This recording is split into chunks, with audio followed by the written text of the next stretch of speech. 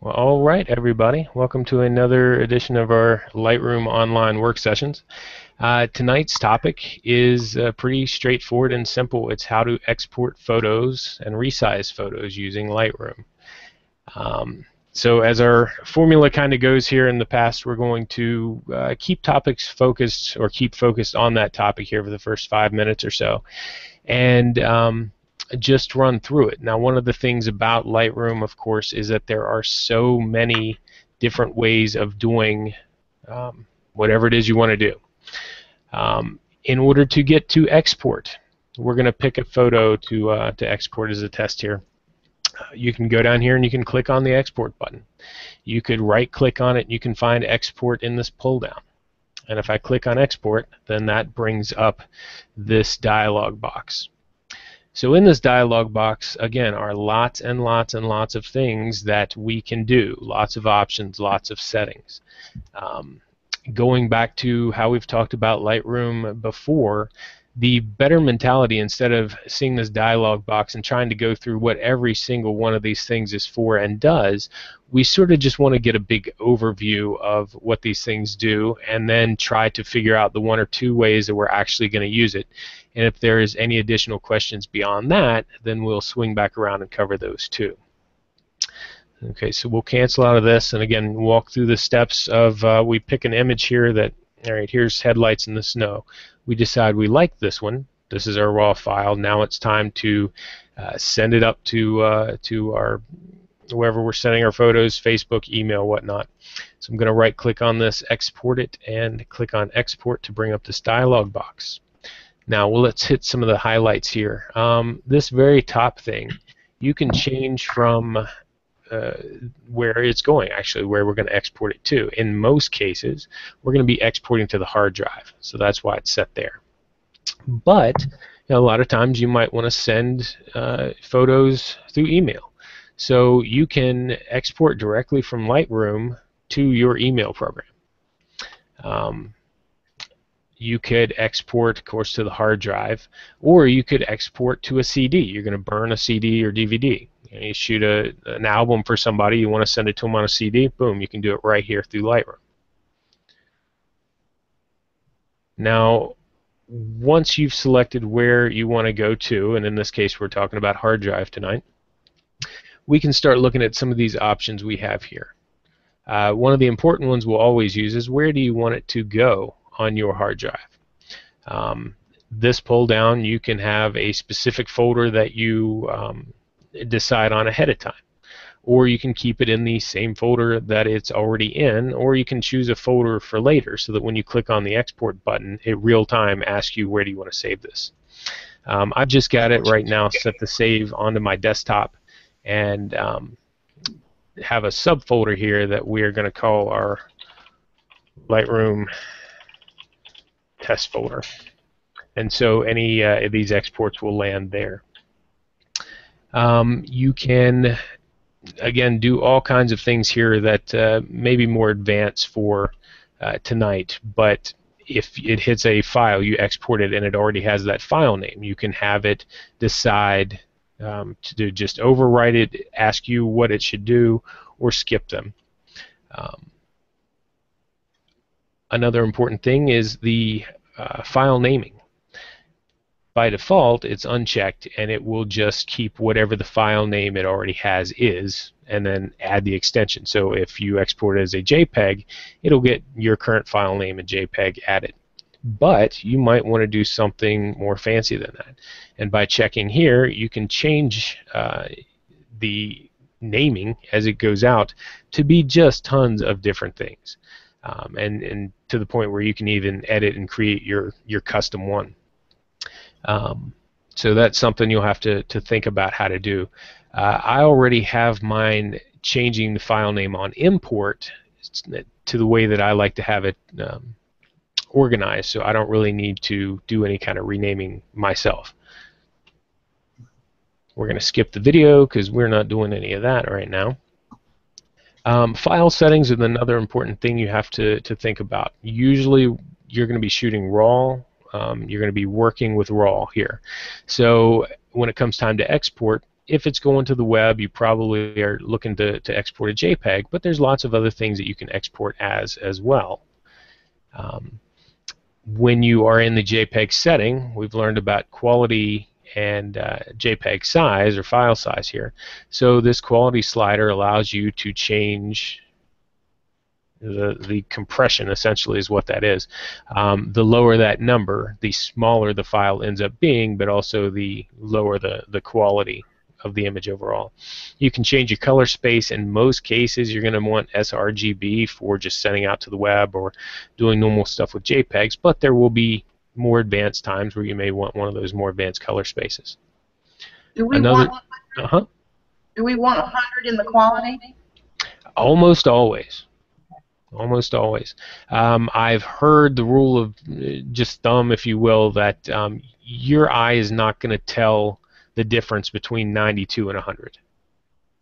And it will save quite a bit of space, or it can save quite a bit of space depending on your on what the photo contains, the compression it can do. But again, in this age where that storage space is cheap and essentially infinite, a quality of 100 is just where I would set it. Because again, if we're exporting this to the hard drive and then uploading it to somewhere like Facebook, Facebook is going to compress it again. So if you already compress it once and then let Facebook compress it again on top of that, it's you're really compounding those quality issues. One of the sort of interesting things here, if you have a specific file size that you're trying to hit, like uploading to that online learning site the other day, I think the file limit was 2 meg, right? Right. So you could put in here 2 meg. And Lightroom will do the limiting for you. It will change the compression to hit less than that file size for you. And it can be helpful, but again, you're sort of handing over control of the end result, the quality that you're going to get. You're handing over control to Lightroom to figure that out for you.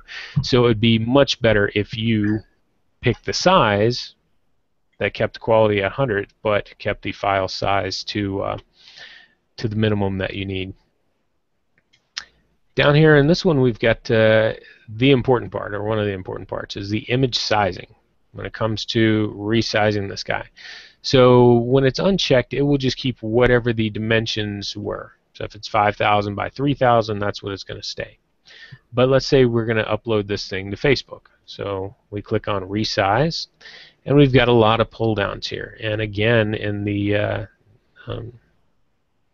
age of lots and lots of different ways to do something, we've got lots and lots of pull downs that do almost the same thing. The one I get the most use out of is the long edge. And what that is, it just gives me one box here to worry about, and I just think, okay, I want my longest dimension of this image to be whatever this number is. So if I'm going to Facebook, where that I don't really want to put it out more than 800 pixels wide, or maybe 1,000 pixels wide, well, I put 1,000 pixels as the longest edge, and that's what I'm going to get. Maybe I'm going to send it out to, I've got a realtor who likes to use his for both online stuff and his flyers that he puts up, and he needs them to be about 2,000 pixels on the long edge. Okay, so that's what I use for him. And again, the nice part about long edge is it doesn't matter if you shot a horizontal or a vertical image, it's just looking at whatever the longest dimension is, that's the one that you get to set. There are some other ones where you can ask pick. A question, John? Yes, sure. So what's the approximate file size if it's a 1,000 JPEG? Well, it's sort of hard to tell because A, it's going to depend on how big it was when it started. B, Okay. it's going to depend on the amount of compression it can do. So if it's in like the one that we're looking at exporting, where it's mostly black and white, that's going to turn into a very, very small image compared to any of these others that have lots of color and lots of gradient. the same dimensions is going to be a much larger image because of the amount of compression it can do. So one of the best ways is you just sort of get used to it as you are exporting a bunch of stuff, and pay attention to how big those files are. But we could do a little experiment here in a bit, but like I say, the black and white one will be so much tinier than any of the color ones. Well, will it tell you at some point what your file size is before you actually hit export? It will not tell you beforehand, no. Okay. It doesn't even know until it does the compression and the resizing and looks at it. If any of the pictures are going to be printed, do we really want to do this? Well, no, that is a consideration. Now, of course, taking a step back, you're not making any permanent changes to your images, right? Right. We're just making the copy for whatever the use is. And that's why, to get ahead of ourselves a little bit, over here you see all these presets. Okay. And each one of these presets may be like full size, or for Facebook, or size for a specific cover, something like that. Okay. But touching on that, yes, that is something you definitely need to consider, is when you are sending it to a printer or sending it to somebody who's going to print it, like when a magazine editor wants to get an image from you. You need to consider how big, what are your actual dimensions. Over here it's got this resolution thing, but if you remember back, resolution really doesn't matter at all until you start actually printing. Alright, so when we are just exporting JPEGs, it doesn't matter what number you put in here, because there's going to be no difference. Now, if we change this down to inches or centimeters, an actual physical print size dimension, suddenly resolution becomes extremely important, because we're no longer giving it the physical dimensions. We are giving it, okay, I need you to be 10 inches wide, because this is going to be an 8 by 10, and I want it to be printed 300 dpi. And it's going to say, oh, well, you can't do that with that image. Right. So that is something to definitely consider, but the amount of times that you're actually, at least me and probably you guys, the amount of times that we're going to be using this in anything but the actual number of pixels wide, going to be pretty few. Is the resolution, is 300 the highest resolution? That will depend on your image that you have to work with and what you're asking it to do. Okay. As far as I know it, you could put up to, I think it's just short of 65,000 in this resolution. Okay. Because again, it's a completely meaningless number when we're talking about pixels. Okay. Another thing that's really handy is this don't enlarge button right here, or checkbox. So if you are working with without it, like right now, I think this is probably about 5,000 pixels wide. I could tell it to export it 8,000 pixels wide, and it would do it. Right? But where is it going to get all those extra pixels? It's just sort of going to make it up, and it's going to look terrible. Right? So typically that doesn't matter too much until we're maybe working with not our giant originals. But you can just protect yourself by clicking this don't enlarge, and if it runs into something that would be outside this, it won't enlarge it anymore. It won't make that image worse. It'll just leave it where it is.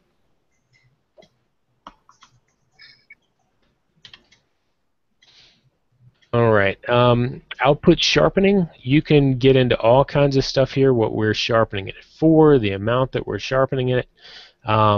The default sharpen for screen works pretty well, especially if you are exporting it as a JPEG to be used on the screen. Now if you're exporting it for print, you could sharpen it for specific paper type and whatnot, but again, that's sort of a more rare use for us. We also have this metadata section, you can have it include just everything. So it would include your all your settings that it took it with, your lat long if your camera put it on there, what kind of camera and lens it used. Everything the camera knows about it would be included. You could have it just include contact and copyright info, or everything except for this info. There are lots of different things you can change it to. And then they have these additional checkboxes that sort of come along with some of the special stuff that Lightroom does. Like some of the newer features, you can have facial recognition. So Lightroom can go through and look for all your friends and family and everyone you know in there and tag photos with them. So you could have this check to remove that as it gets exported, because otherwise you're going to send out to the web photos along with the metadata that tags your friends and family in it. You could also have it remove any of the geotag info as well. Down here you could have it set up to add a watermark as it goes out. And then you've got a bunch of options for what happens after you do the actual export. So you could have it do nothing, which is typically what I have it do. You could have it open them in Explorer, which is handy if you have to make a zip file and send off somewhere. You could have it open in any other application, and it's way more expandable from there. You can just do all kinds of stuff with it. But typically, do nothing or show in Explorer is where I have mine set. Now, once you have them set up the way you like them, you can come over here and you can add a preset. So you could name it, we'll call it the test 1, and create that. And so now I could jump back and forth between my presets.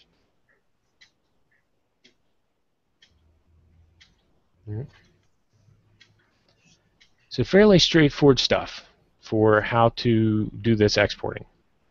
Does anybody have any questions on that yet? Okay. Let's go ahead and take a peek at some of this other stuff just so you can see it, because it is actually kind of useful if you ever need to do that. When you are in email, you have all these same things here. Right? Once you actually click export, it will pop up, and this is where you can type in the email address where you want it to go to, a subject. You can tell it which email program to use, and give it all kinds of extra stuff down there. And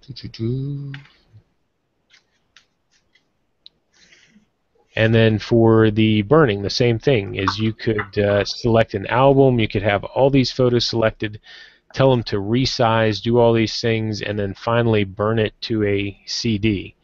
And it will look at my drive and it will discover there's no disk in there, but that's how you can burn it from Lightroom straight to a DVD. We can also see that when you right-click, well, sorry, there it goes. It was still looking for that CD. When you right-click and you go into Export, populated in this list down here, we can see the Lightroom test that we just clicked. So you don't have to go all the way through that screen. If you know that export is what you want, you can just click on it, and it will launch and do that for you. So what we can do here is we can have it set up. Yes, ma'am. When we're talking about it can launch, it's not going to launch that particular photo. It's just going to launch that particular set of settings. I'm sorry, you were cutting in and out there. What was the first part of that question? When you say you can just launch it, is it launching that photo that you did it all to, or is it launching your user preset? It will launch the user preset on the photo that you've clicked on. So let's. I'm gonna go ahead and back up and run through that again. Sure. So I'm gonna update this just so that it is an actual preset, because I went through it pretty quick. So Lightroom test, it goes to long edge. We're going to show it in Explorer. Okay, so if I right click on this guy and go down to export and click on Lightroom test, it created that 1,000 pixels wide, and then it dropped it off in that desktop Lightroom folder, and then popped open the Windows Explorer because that's what I told her to do once it finished. We could also say that we want some of the night images. So here's 4 of those night images. We've got all 4 selected. I right-clicked on one of them, export, Lightroom test 1. You can see it's exporting 4 files. It's thinking about it quickly. 1, and you'll see it count through here. And now, there they are.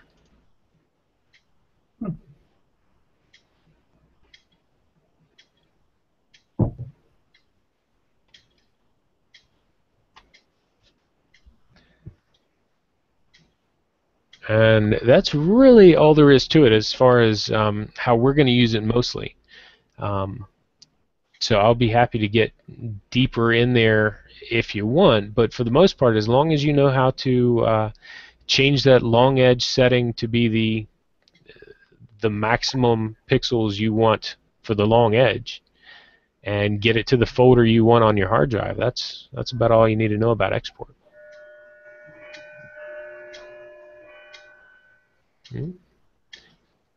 So any questions on that? All right, well, I think that wraps up that specific topic. So now, if you have anything else you guys want to cover, if you want to edit photos, if you want to ask questions about editing photos, just whatever's on your mind, we can talk about that. I would like to ask to review how to stack photos that you're doing. Stack images like your HDR. Okay.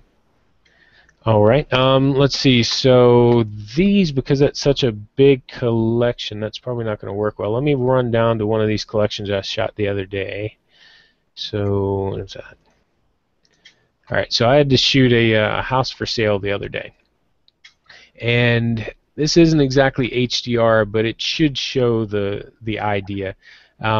If you want to stack and group things by the amount of time that they were shot apart, you can go to right-click and then stacking, and then this auto stack by capture time. Is that what you're talking about, Robin? I think so. I think so. Is there? You just have to make sure they're far enough apart you don't get extras, right? Right. So if we click on that, then what Lightroom is asking is how much time should be between each shot in order for it to be considered as part of the same stack or not.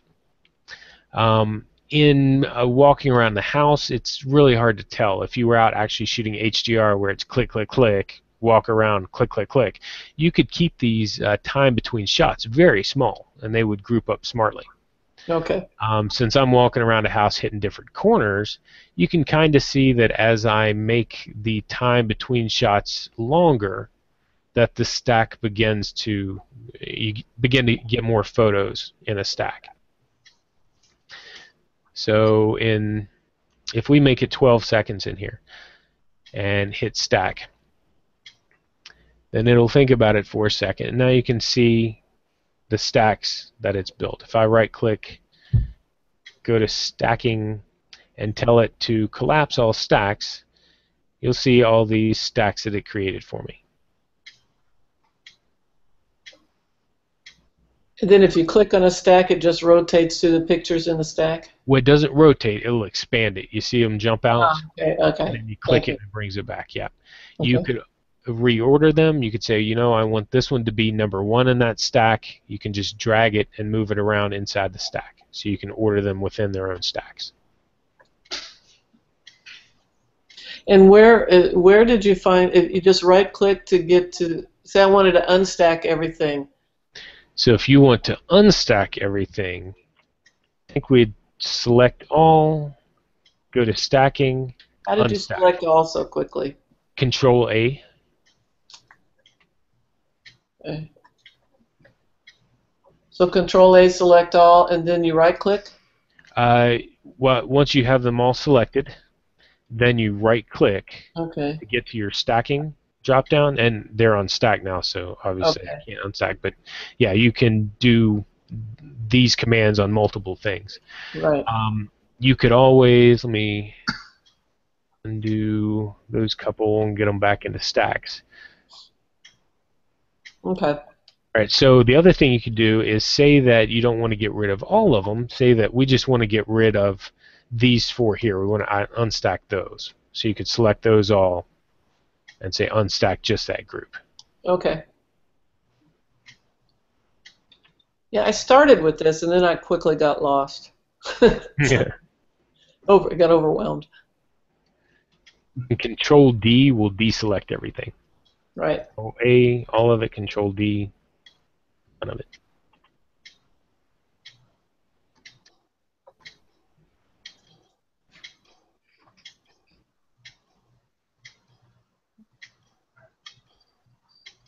All right, so there's stacking. What else do you have a question on?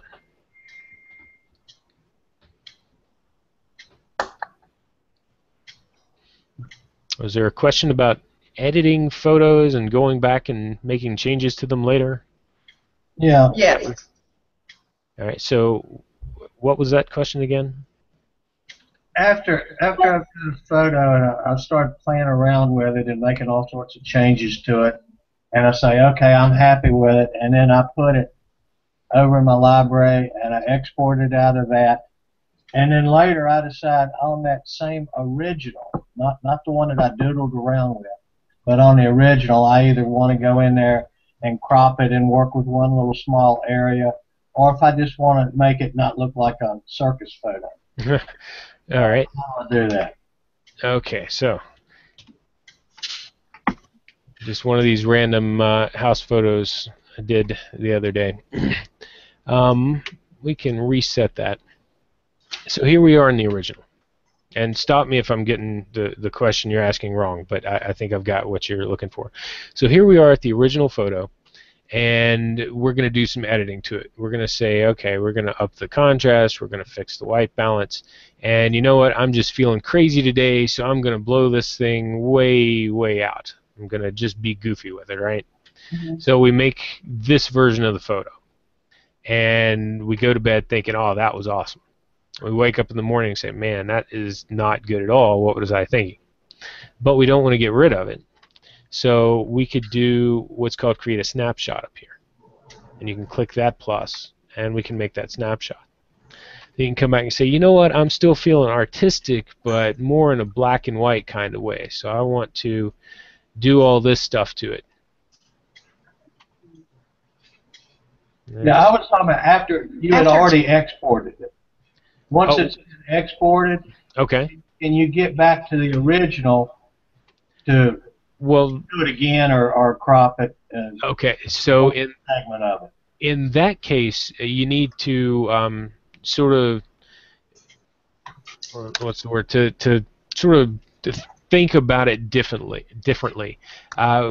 Export, you only export images when you have a specific task to do with that export.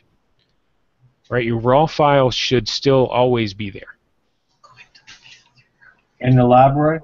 In the library, yeah. Exporting it doesn't change anything about your raw file in your library. So I could export this file to the library here. I could pick any of these, export them a bunch of different ways to a bunch of different places, go through, make more changes, export those to different places. Exporting is completely a separate task from editing and storing in Lightroom. And so you can almost think of your exports as disposable.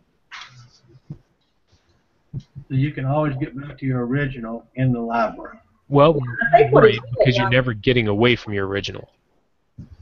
Yeah, by hitting that reset button, you'll go straight back to the original photo. Mm-hmm. In the right-hand side. And I think, is that what you're looking for? Yes. Yeah. Where's that?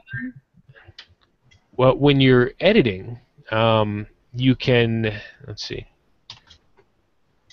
there's a reset button right over here that will take this back to the original raw.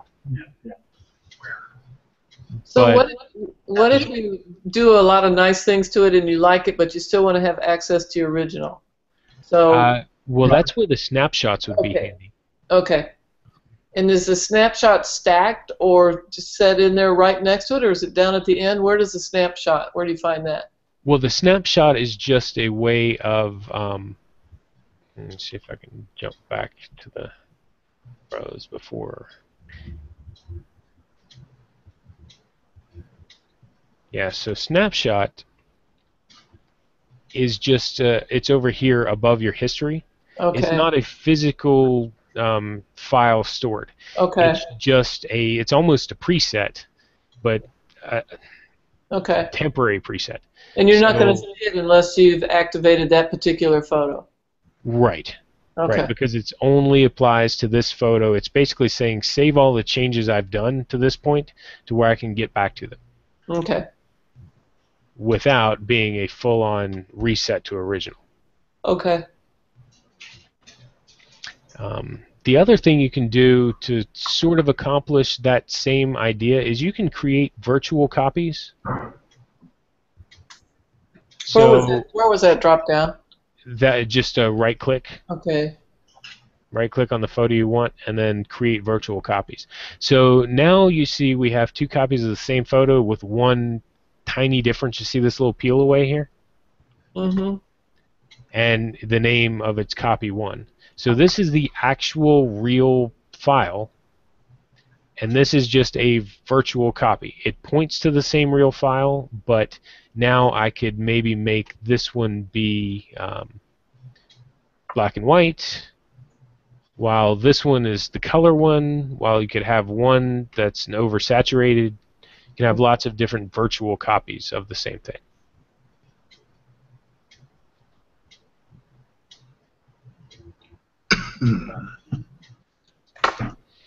And since you were talking about stacking earlier, that's one of the things that happens automatically. When you create virtual copies, it automatically stacks them together for you. Okay, thank you.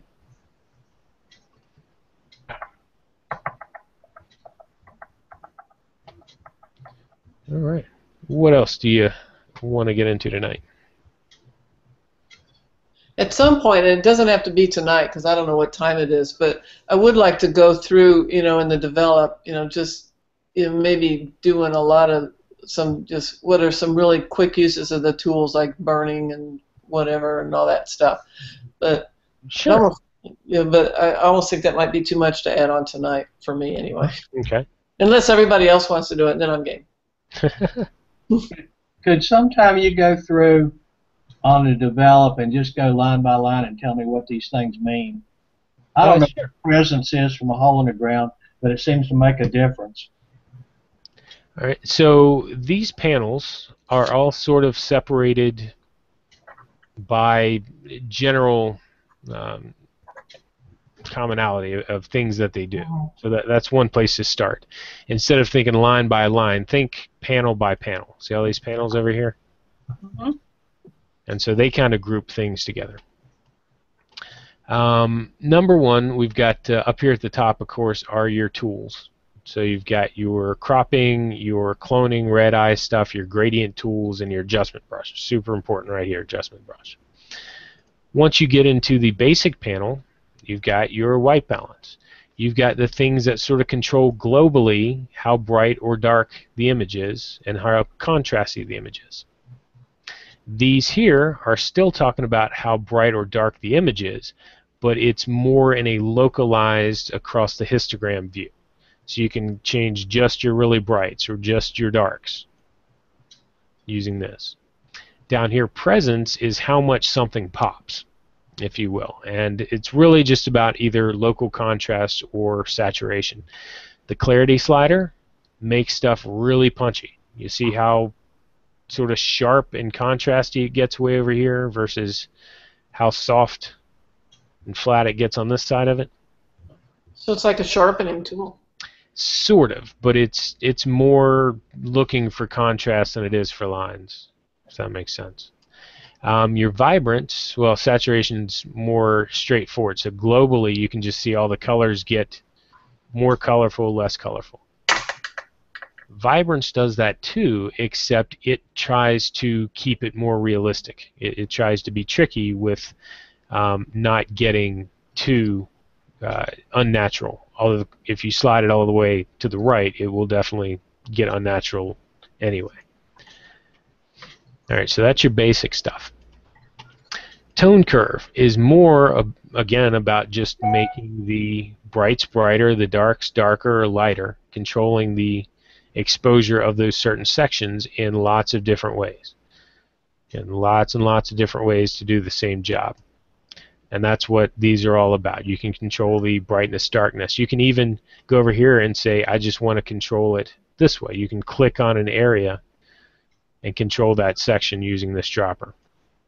How did you do that, just to control that one little area? Anytime you see this one, Yeah. so like if you see it, you'll see it on this one here. Anytime you see this, you can click on that and it will turn into this icon. Okay. And then you can go over and you can select it. And you can see the, watch over here, this will slide around to show you where you're working on exactly. You see as I move. Oh, what a cool, so you can go back and fix your blown out sky with everything else is okay? Exactly. So let's say that was a trick. You can say, all right, well, this is a little bit blown out, so I'm going to click here, and then I'm moving the mouse down. You can't see me moving the mouse down, but that's what's happening. And you can see those highlights are getting darker. Right? But you have to click on the sky. Well, you have to click on exactly the tone that you want to adjust. And so you could do that here, and you get the same effect moving it up and down. You see that? Mm-hmm. Or you can use this tool, and you can go over and watch that on the tone curve. You see that little dot moving along the line over here as I move across? Right. So we could do exactly the same thing if we find a patch of sky that hits that part of the tone curve. You'd be doing exactly the same thing there. Two different ways of doing the same thing. So when you click on that sky, is it only doing the blue area, or is it doing the blue and the clouds also? It's based on this section. It's just doing this. So here are your highlights, your lights, your darks, and your shadows represented across this chart here. So if you move, you can make your highlights be brighter than they were. Okay. And so that's back to normal. These sliders do the same things. How did you get back to normal so quickly?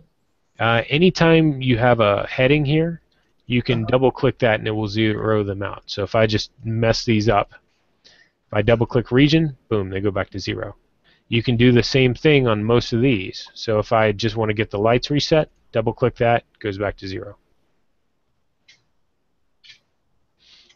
You can also change where the boundary between highlights and shadows and all that stuff are just by moving these sliders here. Right? Then what's considered to be darks are different than if you brought them over here. This is, I won't say super advanced, but this is more advanced than most of the editing that you would normally do. But it is a great tool for, like the example you were talking about. If your sky is blown out and you're just trying to fix exactly that and leave the rest of the image alone, this is where you're going to be doing that.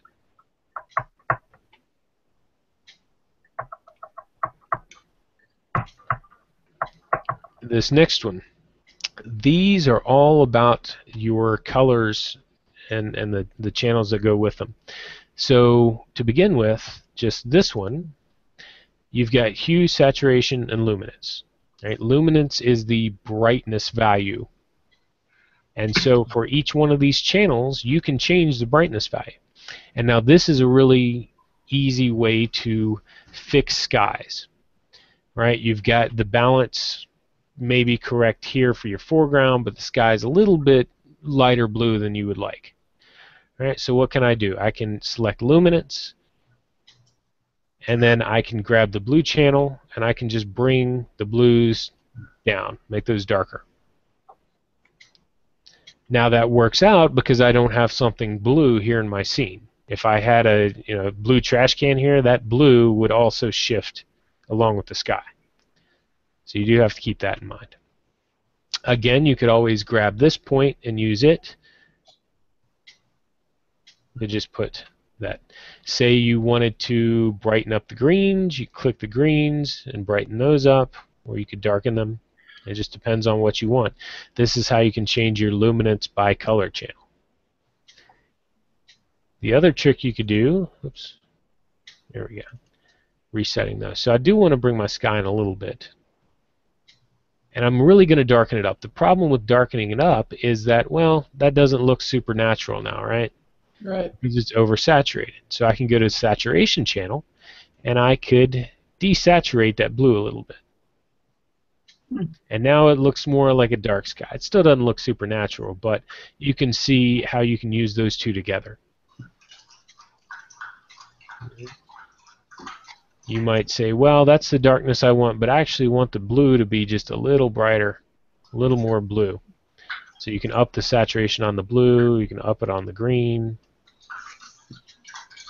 without messing with anything else. The other thing you can do, and this one's where it gets a little weirder, is the hue shift. And you can actually take a color and change it. So we've got the green grass down here. What if we wanted the grass to be warmer or yellow? Or what if we wanted to shift it way over green? Right? Or maybe the sky. It's just not exactly the blue we want. It's not exactly the green we want. You can do weird things with the hue. And in a scene like this, you wouldn't necessarily have a lot of use for it. But maybe you could say, well, what would this look like a slightly different color? And again, it works as long as it doesn't have these colors in the rest of your scene. You can see the roof of this house gets changed as I shift this up and down because it's the same amount of red.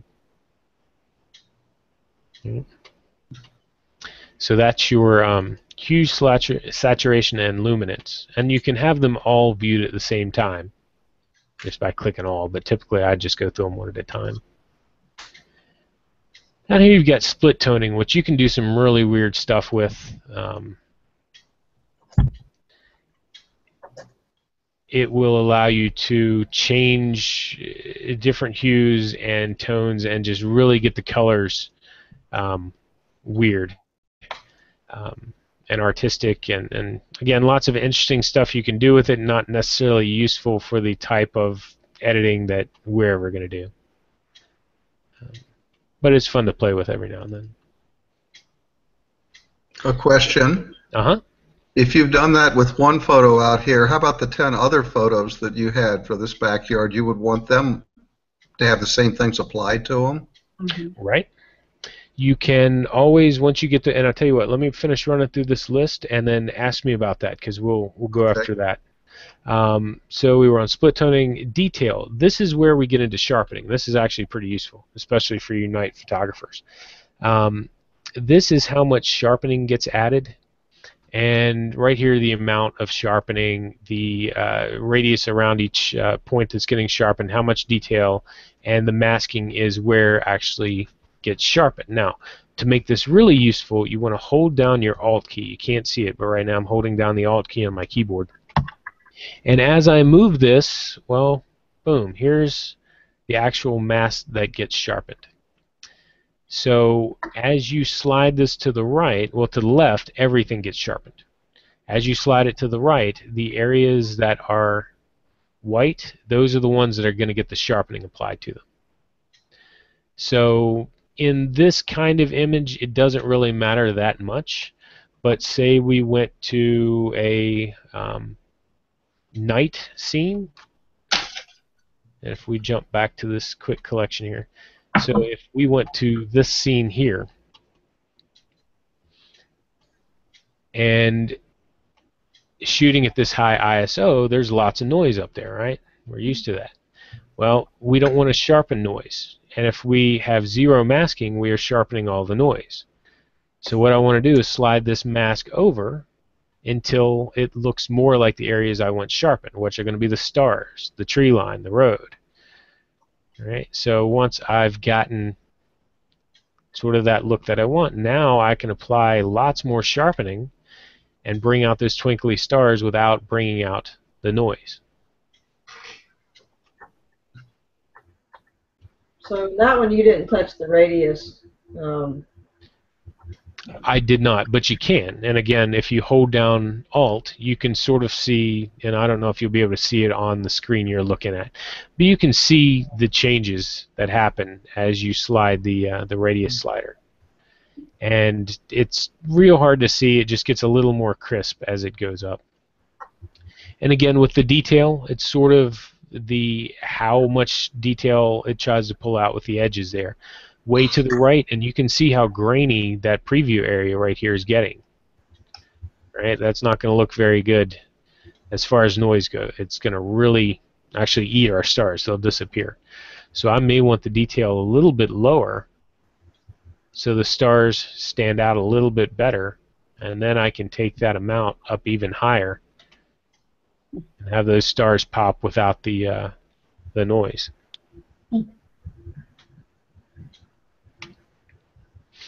Down here, speaking of noise, this is your noise reduction section. Luminance, of course, is brightness. So the difference between light blue and dark blue is handled here. With zero luminance, you can see all these patches here of light and dark. As we slide this up, it sort of averages it out. But you see what happened to the stars?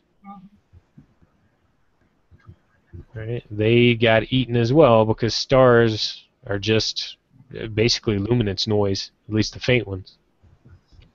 And you can do the same thing with the detail. It will get a little more, a little less. Down here, color, when we talk about areas of incorrect color, usually magentas, cyans, purple, green, this is how we get rid of those. So when I take it all the way out, you can see all the green and purple that are now showing up inside the blue, right? As we slide that color over, you'll see that it disappears. But if you take it too far, you start losing the color over here in the scene. Right? So we have to look for that correct balance of just enough so that the purple and the green is disappearing from the sky.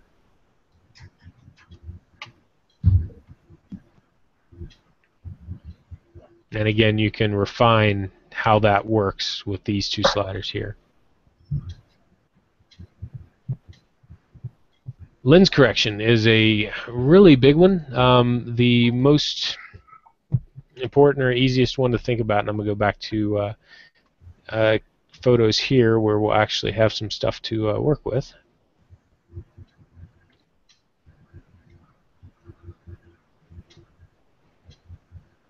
Alright, so let's go to this one here. Alright, so this one actually has already been profile corrected. This enable profile correction is sort of an automated thing that will allow Lightroom to look at which camera and lens you took a shot with and fix some of the distortion, some of the issues that is known about that lens. It's also got some automatic stuff that sort of works sometimes. I usually just go with the manual. But give these a try. What they'll try to do is they'll look for lines that should be horizontal or vertical and try to fix them for you. You've also got in profile, you can tell it the selection here if you don't have the metadata so it can figure out what to do. You can try to fix some of the issues that happen on different lenses with incorrect colors and light being separated. And over here is what you will probably find useful most of the time. So here's a shot of a very tall house that I had to shoot from very close up, and you can see there was some distortion even in the final image. But if we take off that that distortion correction, you can see how this house leans, right? Because you're shooting it up close at the wide angle, you get converging lines.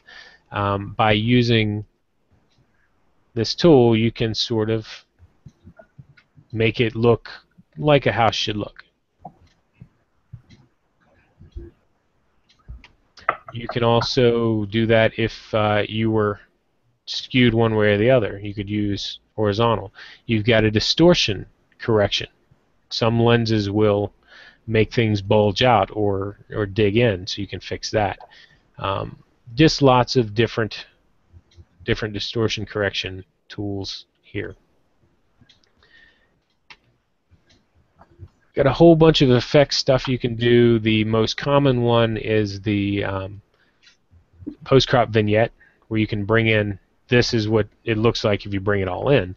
Normally you do something very subtle. Just a small touch of it will help force the eye to the center. That works better if you have a more artistic subject, I guess, you're trying to push in there. You can add grain to a photo if you wanted, almost like noise, film noise. You can add that, change the size, and goofy stuff like that. And then finally, you've got camera calibration. This is when you want to get the best possible color and rendition that your camera shot. You can profile your camera just like we profile our monitors. You can do that to your camera. You can tell Lightroom where to go to find that file, and then when it imports your photos, it will apply that correction to make sure that the colors are dead on accurate. You can also change it back to the way that previous versions of Lightroom processed things. So if you started back when Lightroom had a fill light slider, you could click down here, and then when you go back up here, you've got those old style sliders. Right? Do you have to tell it what the correction is, or you just, in that drop down, you pick it? Are you talking about in the profile here? Yes. Okay. Yes. So inside this drop down, you have a bunch of different options. Right here, it sort of should look familiar, because when you are changing your JPEG settings, you can tell it like JPEG vivid or portrait or neutral.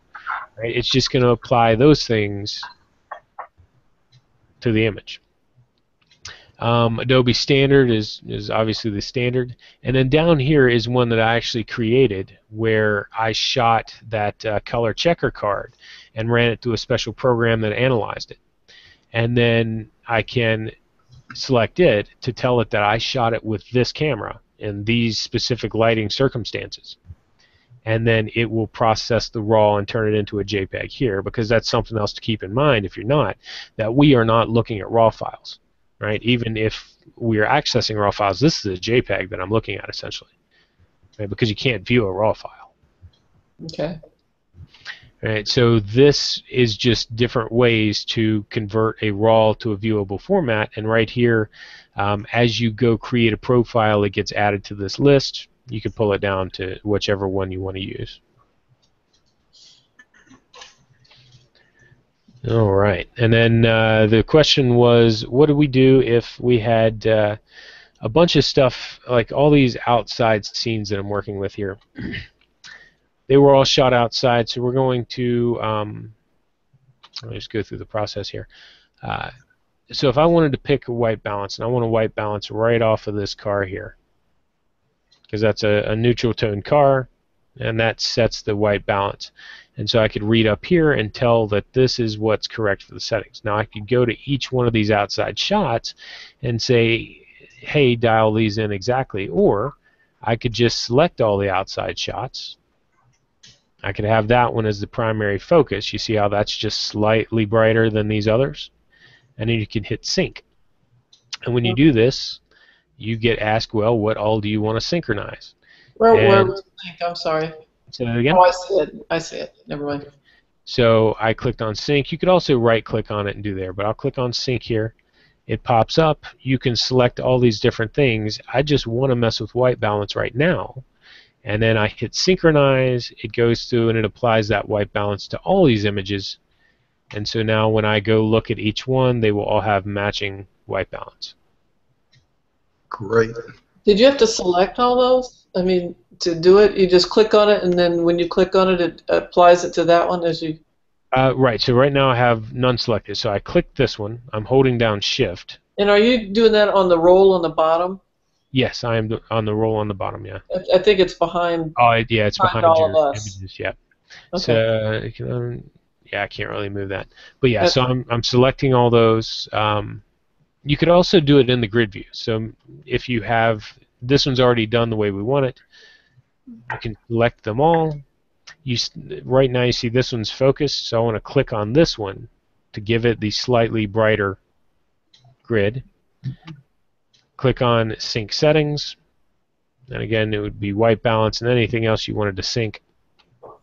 And then hit Synchronize, and it would go through and do that to all of them.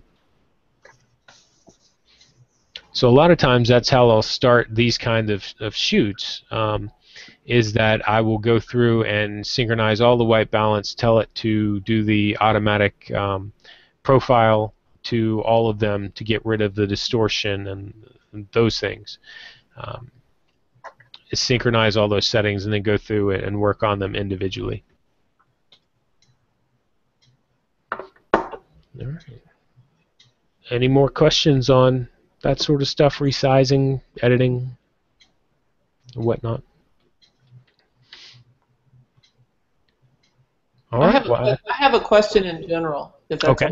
Because when we first asked you to do this, and then you sent out the email, you had said something about you're going to do experiment with pay what you think it's worth or pay what you feel like paying, and right. so so that's what we're doing. Is it okay to wait until we're done with all this and just kind of?